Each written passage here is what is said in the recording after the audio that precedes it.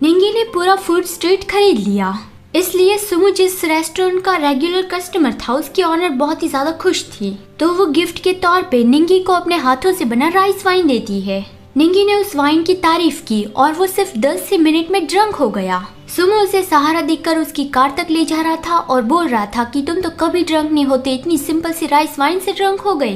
पर असलियत में वो राइस वाइन सारी वाइन से बहुत ही ज्यादा स्ट्रॉन्ग थी। फिर घर पहुंचने के बाद सुमो ने उसे सोफे पे लेटाया। निंगी ड्रंक हालत में पागलों की तरह हंसने लगा था, तो सुमो उसके लिए वरीड था और उसके लिए पानी लेने जाने लगा।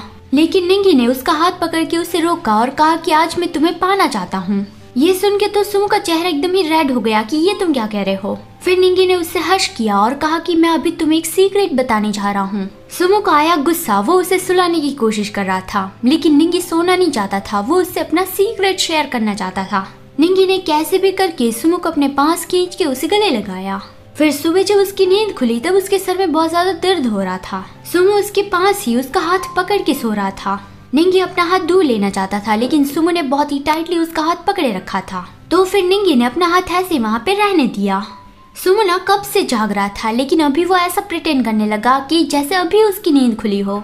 उसने बहुत ही भोला चेहरा बना के निंगी को गुड मॉर्निंग विश किया और पूछा कि तुम्हें याद है कि लास्ट नाइट क्या हुआ था। निंगी ऐसा इमेजिन करने लगा कि लास्ट नाइट उसने सुमो के साथ जबरदस्ती सेक्स किया होगा, लेकिन सुमो ने उसे एक कॉन्ट्रैक्ट दिखाया कि कल रात ये हुआ था। तो लास्ट नाइट जब सुमो उसे सोने के लिए कह रहा था, लेकिन निंगी ने कैसे भी करके सुमो को भी अपने पास खींच लिया था और उसे टाइटली गले लगाया था। उसके बाद फिर उसने अपना सीक्रेट उसे बताया था कि भले हमारी शादी हो गई हो, हम एक दूसरे से प्यार करते हो या फिर ना करते हो, लेकिन मेरी मॉम जो चाहती है वैसा तो मैं कभी नहीं करूंगा, क्योंकि मैं तुम्हें मार्क नहीं कर सकता, तुम्हें नॉट नहीं कर सकता। चाहे मुझे तुमसे प्यार हो जाए फिर भी मैं तुम्हारे साथ ये नहीं कर पाऊंगा। ये सुन के सुमो बहुत ही शॉक्ड था और निंगी प्राउडली ये बात कह रहा था कि मैं कोई भी फेरमन फील नहीं कर सकता। अब सुमो को सब कुछ समझ में आ गया है कि क्यों निंगी उसके फेरमन पे रिएक्ट नहीं कर रहा था, लेकिन सिर्फ बस इसी रीजन की वजह से सुमो उससे दूर नहीं जाने वाला। उसे एक आइडिया मिल गया और उसने निंगी से कहा कि चलो और ज्यादा ड्रिंक करते हैं। आधे घंटे तक लगातार बियर पीने के बाद निंगी पूरी तरह से ड्रंक हो गया। सुमो ने रिकॉर्डर ऑन किया और निंगी को एक पेपर थमाया कि तुम्हें कैंडी चाहिए तो फिर इसे रीड करो। फेक वाली कैंडी मतलब कि बियर। उस पेपर में कॉन्ट्रेक्चुअल डिटेल्स लिखी हुई थी जो निंगी ने रीड कर ली। सुमो ने वो सब कुछ रिकॉर्ड कर लिया और एंड में उसने निंगी की फिंगरप्रिंट भी ले ली। कॉन्ट्रैक्ट 3 महीने का था और उस कॉन्ट्रैक्ट में जो सारी चीजें लिखी हुई थी वो उन दोनों को फॉलो करनी थी। अगर कॉन्ट्रैक्ट के हिसाब से सारी चीजें नहीं हुई तो फिर निंगी को ही सुमो को कॉम्पेंसेट देना पड़ेगा।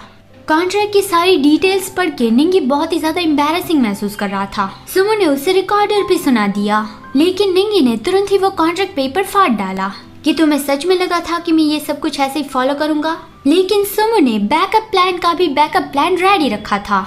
उसने कॉन्ट्रैक्ट पेपर और रिकॉर्डर्स की बहुत सारी कॉपीज पहले से प्रिपेयर करके रखी थी।